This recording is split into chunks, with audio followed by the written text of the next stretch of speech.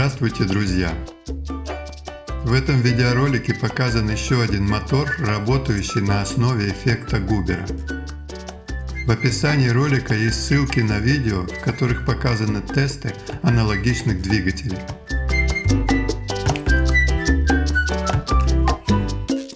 В отличие от предыдущего двигателя, этот мотор имеет коаксиальную схему расположения шарикоподшипников и вал изготовленный из немагнитного материала.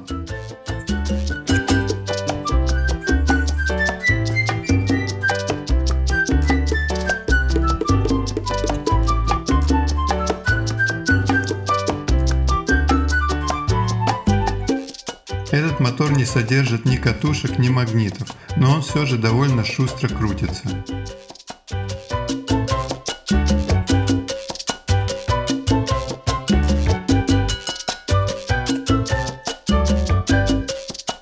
Считается, что вращающий момент шариком придает мгновенное тепловое расширение металла в местах контакта шариков с дорожкой качения, но некоторые ученые оспаривают эту гипотезу.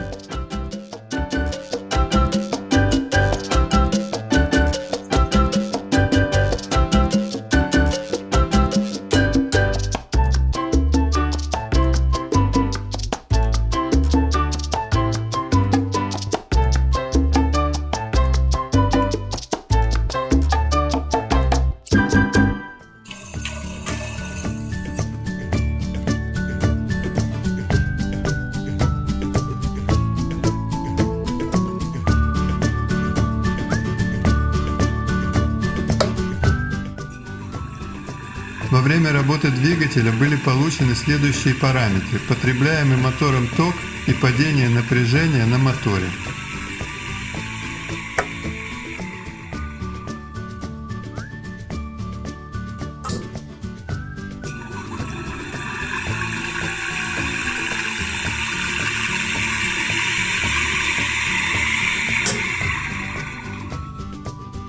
Для измерения потребляемого тока был использован самодельный шунт, набранный из 10 резисторов по 5 Вт.